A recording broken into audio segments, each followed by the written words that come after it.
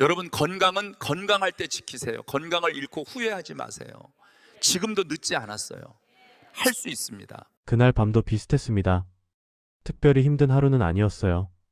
저녁 먹고 TV 조금 보고 이불 덮고 누웠을 뿐입니다. 그런데 잠들기 직전 종아리가 한번 움찔합니다. 아직 아프진 않습니다.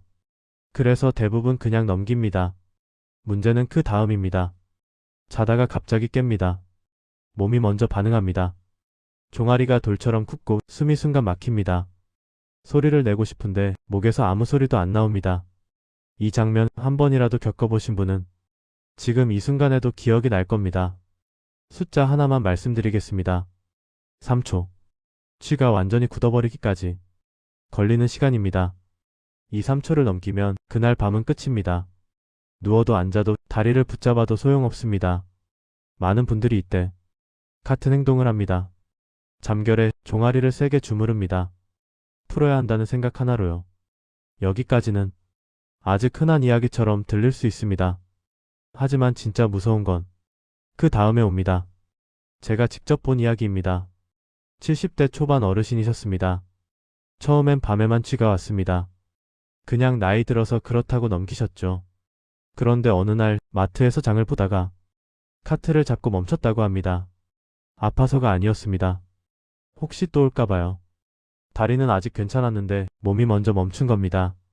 이게 바로 위험한 결과입니다. 통증이 문제가 아니라 움직임이 바뀌기 시작하는 순간 2단계까지 오면 사람들은 이렇게 말합니다.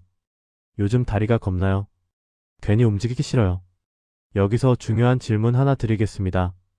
정말 단순한 쥐라면 왜 사람을 멈추게 만들까요? 보통 쥐라고 하면 아프고 지나가는 걸로 끝나야 합니다. 그런데 어떤 분들은 걷는 방식이 바뀌고 계단 앞에서 한 번 더 서게 됩니다. 이건 단순한 통증의 문제가 아닙니다. 많은 분들이 이렇게 정리해버립니다. 쥐는 원래 밤에 나는 거야. 마그네슘 좀 먹으면 되겠지. 그래서 더 세게 주무르고 더 참고 버팁니다. 하지만 몸은 이미 다른 이야기를 하고 있는 경우가 많습니다. 쥐가 오기 전 다리가 먼저 보내는 신호가 있습니다. 당기는 느낌, 괜히 발을 한 번 더 움직이게 되는 순간 잠자리가 편하지 않은 느낌. 대부분 이때는 아직 아프지 않습니다. 그래서 위험하지 않다고 착각합니다. 그런데 바로 그 단계가 가장 중요합니다. 설명을 안 했는데도 괜히 불안한 상태. 뭔가 예전이랑 다르다는 느낌. 지금 이 영상을 보고 계신 분들 중에도 아직은 참을 만하지만 밤이 살짝 불편해진 분, 잠들기 전 다리를 한 번 더 만지게 되는 분 분명 계실 겁니다. 이건 겁주기 위한 이야기가 아닙니다. 진단을 내리려는 것도 아닙니다. 몸이 보내는 신호를 알아차리는 이야기입니다. 다만 한 가지는 분명하게 말씀드릴 수 있습니다.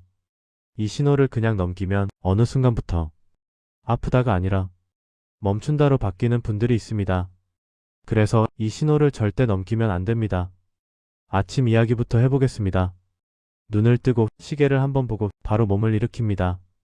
그 순간 종아리가 아주 짧게 당깁니다. 아프지는 않습니다. 그래서 그냥 지나칩니다. 저녁은 또 다릅니다. 하루가 끝났다는 안도감에 이불을 덮고 눕습니다. 발끝은 자연스럽게 아래로 떨어집니다. 몸은 쉬는 것 같은데 다리는 그렇지 않습니다. 힘을 쓰는 것도 아닌데 힘을 쥔 채로 버티고 있습니다. 여기서 많은 분들이 같은 착각을 합니다. 오늘 별로 안 움직였는데 왜 이러지? 운동을 안 해서 그런가 보다. 나이 들면 다 그렇지. 그래서 이렇게 정리해버립니다. 조금 피곤한가 보다. 질문 하나 드리겠습니다. 정말 피곤해서 생긴 문제라면 왜 항상 밤에만, 왜 꼭 같은 다리일까요? 낮에는 멀쩡합니다. 장도 보고 집안일도 하고 잠깐 산책도 합니다. 그런데 밤만 되면 같은 자리에 비슷한 느낌이 반복됩니다. 원인은 하나만 짚겠습니다. 하루 동안 다리가 풀릴 틈이 거의 없었다는 것. 아침에 급하게 일어날 때, 저녁에 발을 늘어뜨리고 누울 때 다리는 계속 긴장 상태를 유지합니다. 그리고 결과는 분명합니다. 잠이 깊어지는 순간 그 긴장이 한꺼번에 터집니다. 여기서 작은 반전 하나 있습니다. 쥐가 잦은 분들, 다리가 약해서라기보다 힘을 빼는 타이밍을 놓친 경우가 더 많습니다. 기억나는 분이 한 분 있습니다. 제 주변에 73세 어르신이었는데 밤마다 쥐가 오기 전에 이런 말을 하셨습니다. 숨을 한 번 더 쉬어야 할 것 같아요. 아직 통증은 없는데 몸이 먼저 대비합니다. 괜히 깊게 숨쉬고 다리에 힘이 더 들어갑니다. 이게 시작 신호였습니다.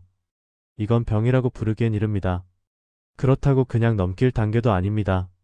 몸이 방향을 바꾸라고 조용히 알려주는 신호입니다. 지금 알아차리면 아직 선택지가 남아 있습니다. 그 선택을 늦출수록 신호는 더 분명해집니다. 왜 이 나이에 들어서 이 신호가 더 위험해지는지 그 이유는 다음 이야기에서 풀어보겠습니다. 이 나이가 되면 몸이 확 망가지는 건 아닙니다. 대신 한 가지가 달라집니다. 회복 속도입니다. 젊을 때는 하루 쓰고 하루 쉬면 몸이 알아서 풀렸습니다. 지금은 그렇지 않습니다. 풀리지 않은 게 그대로 남아 있습니다. 이걸 이렇게 생각하시면 됩니다. 고무줄입니다. 새 고무줄은 당겼다 놓으면 바로 돌아옵니다. 오래된 고무줄은 놓아도 천천히 돌아옵니다. 다리도 비슷합니다. 한번 긴장하면 바로 풀리지 않습니다. 그 긴장이 밤까지 따라옵니다. 많은 분들이 이 부분을 놓칩니다. 낮에 괜찮았으니까 문제 없겠지. 이렇게 생각합니다. 하지만 몰랐던 사실 하나가 있습니다. 쥐는 그 순간 생기는 게 아니라 낮에 쌓인 게 밤에 드러나는 것입니다. 그래서 낮에는 멀쩡하고 밤에만 반복됩니다. 그래서 같은 시간, 같은 다리에서 시작됩니다. 여기서 질문 하나 드리겠습니다. 예전에는 괜찮았던 자세가 왜 지금은 문제를 만들까요? 답은 단순합니다. 몸이 약해져서가 아니라 정리하는 힘이 줄었기 때문입니다. 그래서 이 나이에 더 위험해집니다. 쌓이는 건 그대로인데 풀리는 속도만 느려지니까요. 여기서 아주 작은 행동 하나만 미리 말씀드리겠습니다. 아직 방법은 아닙니다. 방향만 잡아두는 겁니다. 잠들기 전에 다리가 완전히 늘어진 상태를 그대로 두지 않는 것. 이것만으로도 상황은 달라질 수 있습니다. 여기서 한 번 더 반전입니다. 많은 분들이 따뜻하게 덮으면 좋다고 생각합니다. 그래서 이불을 무겁게 씁니다. 하지만 그 무게가 발을 누르고 다리를 더 긴장시키는 경우도 있습니다. 편안함과 회복은 항상 같은 게 아닙니다.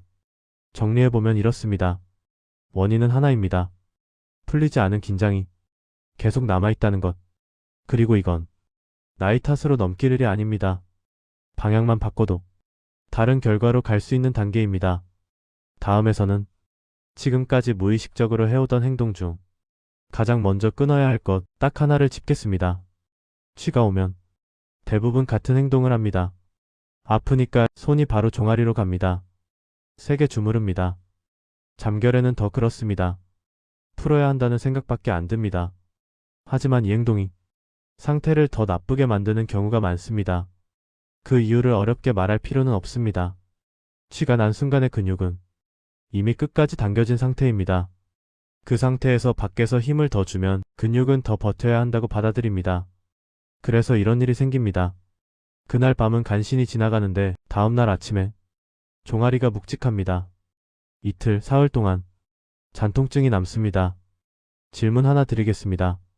주무를 때는 시원한데 왜 다음날은 더 불편할까요? 풀린 게 아니라 자극만 더해졌기 때문입니다. 짧은 사례 하나 말씀드리겠습니다. 69세 어르신이었습니다. 집안일을 하실 때 무거운 걸 들면 숨을 꼭 참으셨습니다. 그러다 밤에 취가 오면 종아리를 더 세게 주무르셨습니다. 아프니까 풀어야지 하면서요. 결과는 분명했습니다. 쥐가 줄지 않았고 오는 간격만 짧아졌습니다. 이분께 바꿔달라고 한 건 단 하나였습니다. 쥐가 와도 아픈 부위를 만지지 않는 것. 대신 이렇게 하셨습니다. 발끝을 몸쪽으로 당겼다가 풀기. 3초 유지. 이걸 3번. 손이 닿지 않으면 수건 하나를 발에 걸어도 됩니다. 중요한 건 발이 위로 당겨지는 방향입니다. 이렇게 하면 몸이 스스로 이제 힘을 빼도 된다는 신호를 받습니다. 어렵지 않습니다. 힘도 필요 없습니다. 약도 필요 없습니다. 지금까지 아무도 제대로 알려주지 않았을 뿐입니다.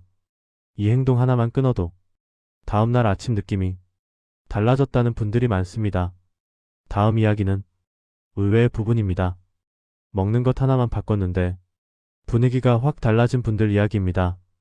부엌에서 이런 장면 주변에서 한 번쯤 보셨을 겁니다. 아침에 약 챙기면서 찬물 한 컵, 속은 시원하다고 하시죠. 또 어떤 분은 저녁에 텔레비전 보면서 시원한 음료를 한 모금 드십니다. 습관처럼요. 그때는 별일 없습니다. 다리도 괜찮습니다. 그래서 더 의심을 안 합니다. 그런데 밤이 되면 종아리가 괜히 답답해집니다. 자세를 몇 번이나 바꾸게 됩니다. 여기서 한번 생각해 볼 질문입니다. 다리는 하루 종일 쓰였는데 왜 꼭 밤에만 불편해질까요? 주변에서 이런 얘기 들어보셨을 겁니다. 차가운 거 마시면 속은 괜찮은데 다리는 더 뻐근해. 이 말이 그냥 느낌일까요? 그렇지 않은 경우가 많습니다. 차가운 음료가 들어오면 몸은 먼저 중심을 지키려고 합니다. 끝에 있는 다리는 잠깐 뒤로 밀립니다. 그 영향이 바로 오지 않을 뿐입니다. 밤이 되면 그 차이가 느껴집니다. 여기서 반전 하나 있습니다. 많이 마셔서 문제가 되는 게 아닙니다. 언제 마시느냐가 더 큽니다. 아침 공복에 찬물, 저녁에 시원한 음료. 이 두 타이밍이 겹치면 다리가 예민해지는 분들이 있습니다. 그래서 복잡하게 바꾸지 않습니다. 피할 것 하나, 도움되는 것 하나면 충분합니다. 피할 건 단순합니다. 아침과 저녁에 차가운 음료를 줄이는 것. 대신 이렇게 합니다.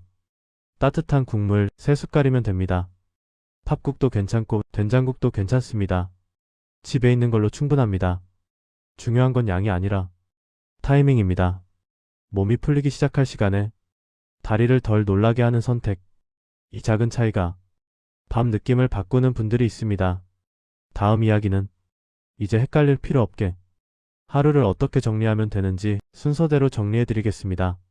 하루를 정리하는 방법은 생각보다 단순합니다. 많이 하려고 하면 오히려 못하게 됩니다. 그래서 기준을 딱 잡습니다. 아침 한 번, 저녁 한 번. 그 이상은 필요 없습니다. 아침입니다. 눈을 뜨면 바로 일어나지 않습니다. 잠깐 그대로 누워 계세요. 그 상태에서 발끝을 몸쪽으로 천천히 당겼다 놓습니다. 이걸 10번입니다. 세게 할 필요 없습니다. 숨이 자연스럽게 나올 정도면 충분합니다. 이 동작의 목적은 운동이 아니라 오늘 하루를 시작해도 된다는 신호를 몸에 주는 겁니다. 20번을 하고 나면 다리에 힘이 갑자기 들어가지 않습니다. 아침에 다리가 놀라는 일을 한번 막아주는 셈입니다. 저녁입니다. 잠들기 직전은 아닙니다. 잠들기 1시간쯤 전이 좋습니다. 따뜻한 물에 발을 담급니다. 10분에서 15분. 중요한 건 문지르지 않는 겁니다. 그냥 담그고 가만히 두세요. 이 시간에는 다리가 뭔가를 해야 하는 게 아니라 아무것도 안 해도 된다는 걸 느끼는 게 중요합니다. 아침 10번, 저녁 10분. 이게 하루의 전부입니다.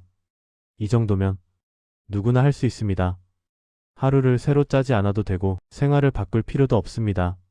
많은 분들이 이 지점에서 비슷한 말을 합니다. 이렇게 간단한 걸 왜 지금 알았을까? 복잡해서 안 된 게 아닙니다. 기준이 없어서 흔들렸던 겁니다. 이제 기준은 생겼습니다. 아침엔 놀라지 않게, 저녁엔 쌓이지 않게. 이 흐름만 지켜도 밤이 달라졌다는 분들이 있습니다. 마지막으로 이 이야기를 어떻게 기억하면 좋은지 앞으로 시간을 놓고 한 번 더 정리해 보겠습니다. 오늘 이야기 여기서 한 번만 정리하고 마치겠습니다. 오늘 밤이 지나면 이건 정보가 아니라 선택이 됩니다.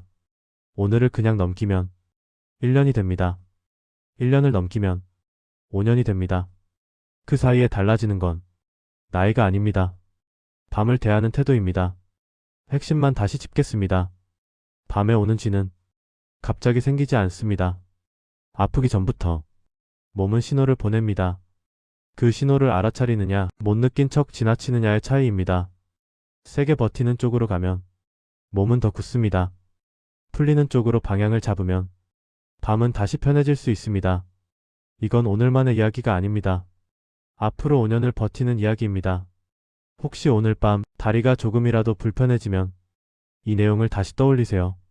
필요하면 저장해 두셨다가 그날 다시 들으셔도 됩니다. 이 영상은 진단을 대신하지 않습니다. 몸이 보내는 신호를 알아차리기 위한 이야기입니다. 조금이라도 걱정되면 검사로 확인하는 게 가장 안전합니다. 오늘 이 시간이 밤을 덜 두렵게 만들었다면 그걸로 충분합니다. 오늘 밤은 조금 더 편안하시길 바랍니다.